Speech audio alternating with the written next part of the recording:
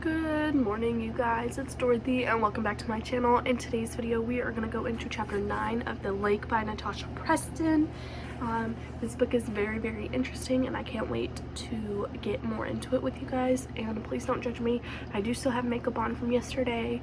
I was extremely exhausted last night after I got the baby put down that I just went to sleep. So yeah. This video may contain sensitive topics and foul language. If you do not wish to continue, I suggest clicking off the video now. You have been warned. Chapter 9. Cora chews her lip, visibly uneasy. Her head swings around every few minutes, making her hair sway. She's scanning the trees for evidence of ripped flags. How much longer? Ava asks. I make myself smile. Shouldn't be too long now. Are you getting hungry? I'm starving, Sophia answers for all of us. Lunch was supposed to be 15 minutes ago.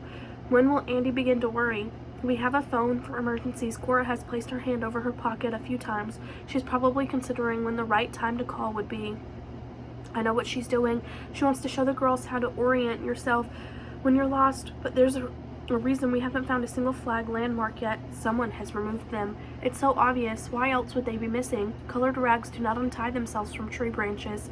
I'm no wildlife expert, but I do know that squirrels can't work knots. Esme, Cora calls as she comes to a stop. Her voice is sharp and cold, and a cold shiver ripples down my spine. Her eyes, round and brimmed with defeat, stare back at me. With a quick nod, she gives me the answer we've all been looking for. Yes, we can call for help now.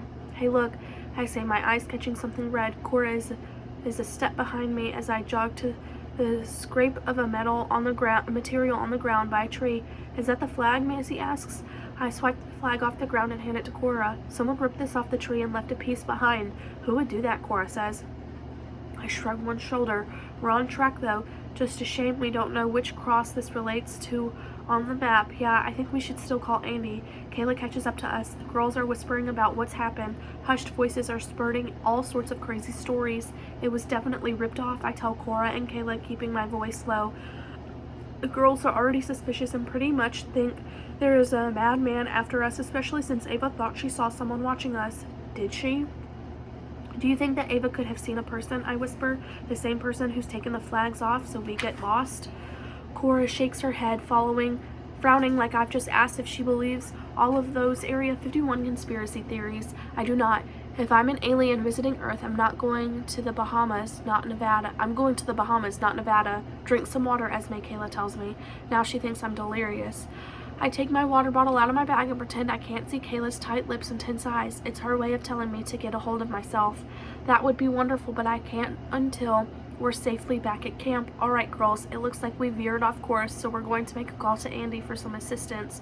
Cora tells them, for now, take a break and hydrate. You should all have a protein bar, so have at it.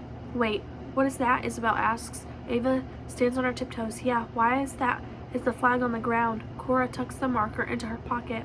It's made of thin cotton, so it isn't a flag. Must have been left by someone. She's quick with the lie there. She didn't even blink. I should take lessons from her. When I lie, I'm sure my face is red as the London bus. Kayla says it isn't, though. She has told me I'm quite a good liar. I've never quite known how to take that. Really? Isabel asks. I step up to her. Really? I checked it myself. Take a seat with everyone else and rest. Once we have our bearings, we'll set off and go get some lunch. She does as I say and takes a seat with the others. All of them look suspicious as hell. How do we know you three haven't taken us out here to do something? Sophia asks. Cora tilts her head. Seriously, Sophia? I know you might be worried right now, but we're here to take care of you. Everything is fine, and soon we'll be back at camp. She huffs and sits down next to Ava. I sip my water as I walk back to Cora and Kayla.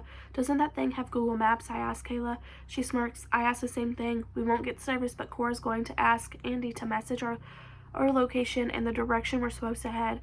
How's he going to do that? Kayla shrugs. Do I look like a tech geek? With her glossy hair, manicured nails, and hot pink sunglasses? No, she does not. Cora is still talking on the phone. Her voice is calm, as always, as if she's letting Andy know we're almost there, not that we got lost in the forest with 12 young girls. This isn't going to look good on my CIT record. Yes, that's correct. Looks like it was, Cora says into the cell. I'm guessing Andy is asking about the ripped flags. All right, Andy has tracked the phone number and is sending us the directions back to camp. He tracked us, I ask. Camp cell phone, she replies, holding it up. Okay, that's less creepy. Good, I say, sliding my water bottle back into my bag. Looks like we need to go southeast and we'll be back shortly. Cora says after the phone beeps, we're minutes away. She puts the phone away, opens her compass, and starts to walk slowly. All right, we know where we are, and we're off. Up we get. Girls, Cora says, waving her arms as she passes them. Are we close? Anna asks. Ridiculously close, I reply. Despite the lack of flags, we almost got back. Sophia's shoulders drop. But we didn't. But we will. Come on. Do you want a big bowl of mac and cheese or not? Her eyes widen. I do. Then let's go. 4 minutes. That's how far away we were. If everyone was on the lake or outside, we probably would have heard them. Mac and cheese, Ava cheers, followed by whoops and squeals from the other girls. It's funny, the psychology of being lost opposed lost. The girls had been hunched, looking around, whispering, worrying. I was convinced we were goners, and now I can see us splashing around in the lake this afternoon without a care in the world. Now it's no big deal. The knowledge that we're almost back and there's mac and cheese waiting has for them forgetting one very important thing. The fact that someone wanted us to lose our way hasn't changed. Whatever they think they believe because Cora told her white lie with conviction, they'd realize the truth if they thought about it for a second. Red material dropped by someone else at the same time our red flags go missing. Unlikely. Excuse me. Kayla falls in line with me. This time Cora trusts both of us to be at the back and make sure none of the girls decide to run away. As if at this point they would be so stupid. What with a flag, stealing stalker maniac out there and all. Something is off, right? I whisper. Kayla shrugs. Think about it logically. I have. Who could it be? She asks. I don't know who. Not exactly. People do all kinds of crazy stuff for all sorts of reasons. Some just because they're bored. Maybe someone from town is trying to make it an eventful summer. They don't worry about it. Esme, they've had their fun. Yeah, but what if they're just getting started? Babe, stop. You're going to fry that big brain of yours if you don't stop thinking.